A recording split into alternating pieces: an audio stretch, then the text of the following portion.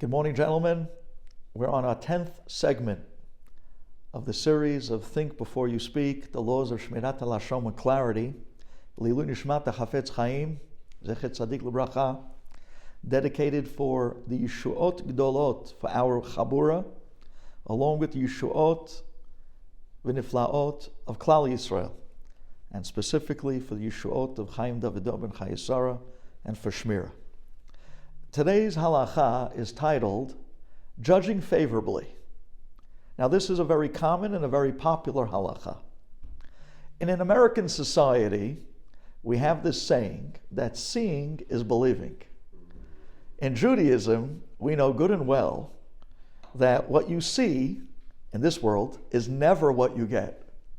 And seeing is absolutely not believing at all, but rather there's always more than what meets the eye.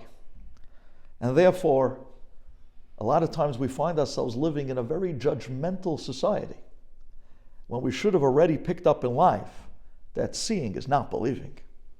If, for instance, you would see somebody who's God-fearing, a very Yirat Shamayim, God-fearing person, and that person you saw doing something questionable, either morally or religiously, at that point, we are required, we are chayav, to judge that person favorably. And even if it seems that you're looking straight away at what seems to be terribly wrong, but if it's a God-fearing person, a Talmid Chacham, forget about it, 100%, not even more so, but even a God-fearing person, we are required to judge them favorably. And this is true even if the evidence is stacked against them, even if the evidence is weighted against them. Still, we are required to judge them favorably. Now, I'm talking here in a case where you actually saw it. You saw it. The evidence is clear, and still you have to judge them favorably when it's a Talmid Chacham or a God-fearing Jewish person. Let alone if you only heard about somebody where someone told you over that this rabbi or this person or this Yirei Shamayim did something that seemed to be terribly wrong. Definitely you're not allowed to believe, and definitely you are required to judge that person favorably without question. Without question.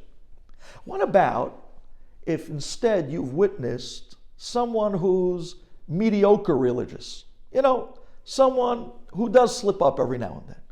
Well, we all slip up every now and then, but someone who's mediocre religious in their observance of Judaism is what I mean. There already, even if the evidence is weighted against that person, it's still proper not to judge anyone.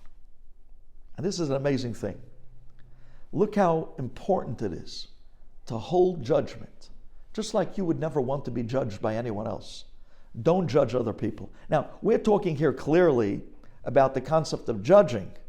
However, when it comes to Lashon Hara, even if you saw somebody who's not religious and they're doing something that's extremely wrong and the evidence is clear, and you might even think to judge, but to say over what you saw is never allowed. That's without question. Gentlemen, how many times in life there were things that happened that at first glance looked one way and then later on panned out to be completely the opposite? How many times you met people in life that your first impression you thought they were one type of person, and then as you got to know them, they turned out to be totally somebody else. Turned out to be a great guy. I don't have to tell you the famous story about that rabbi on the plane on the way to Israel, and while everyone got up to pray Shahrit, he sat in his chair and didn't even take out his tefillin. And when it came time for this guy walking down the aisle, he walks by the rabbi, he sees the rabbi's reading the Wall Street Journal while he expected him to have a sefer or something.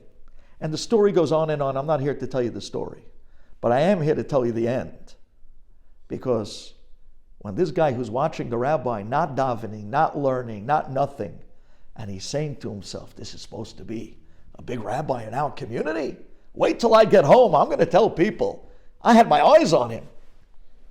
And at the end, it's time to get off the plane. The rabbi gets up and he's standing behind the rabbi, and he sees as the rabbi is taking his stuff down, He sees that his shirt is completely ripped. And he says to the rabbi, what happened to your shirt? And he turns around and he says, I'm on the way to Israel to bury my mother. He's in Avelut. And then he says, oh, that's why he couldn't learn. That's why he couldn't daven. That's why, what was I thinking? Train yourself to have a good eye, to see the good in people. It's your choice. You live in the world that you choose to witness. Thank you for listening.